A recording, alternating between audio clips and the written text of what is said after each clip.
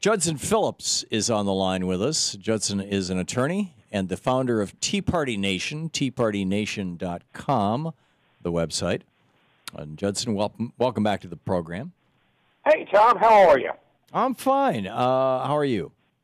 Doing good. It's summer. It's wonderful. I just can't wait for a little more global warming. Yeah.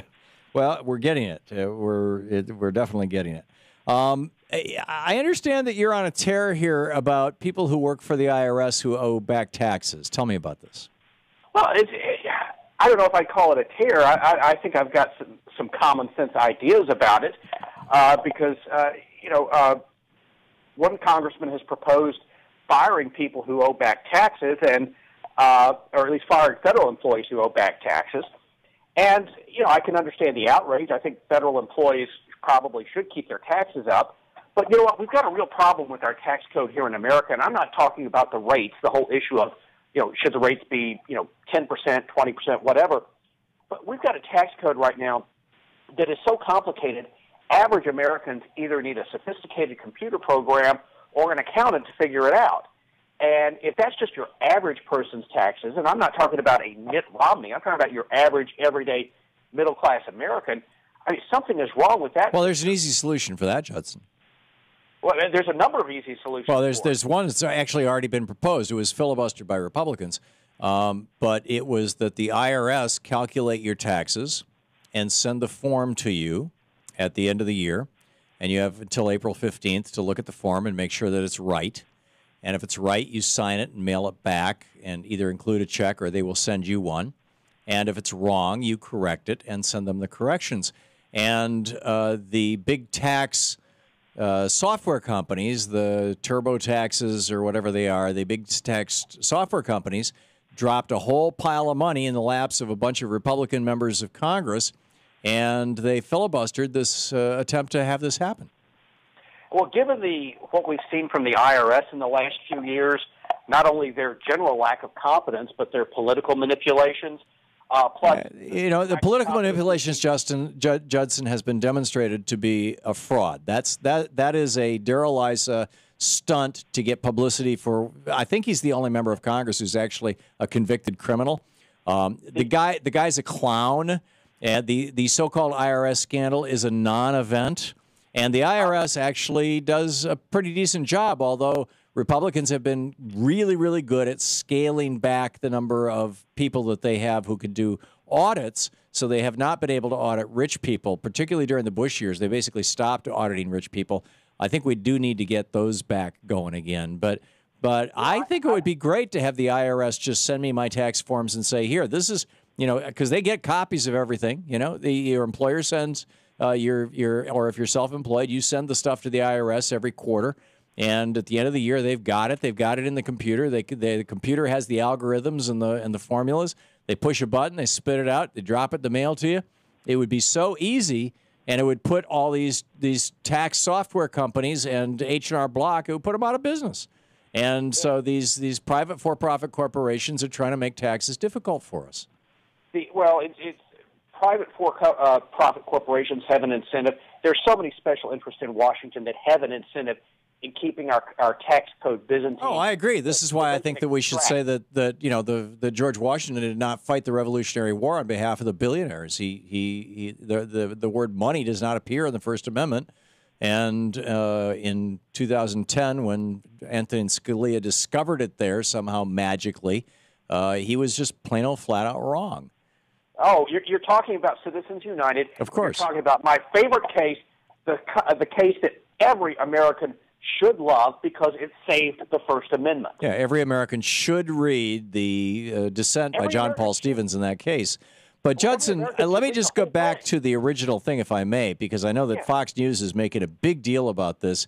And over on your side of the media, in the right-wing talk radio and right-wing websites and Fox News, that everybody's hysterical about the fact that apparently IRS employees in aggregate, and there are, I guess, over 100,000 of them, or thousands. There's a lot of them. Tens of thousands of them anyway.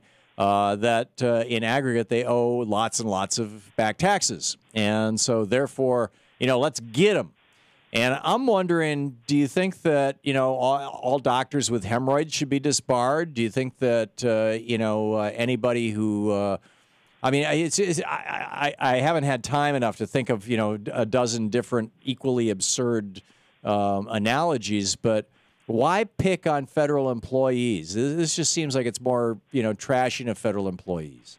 Well, let's start with some basic things, particularly with the IRS employees.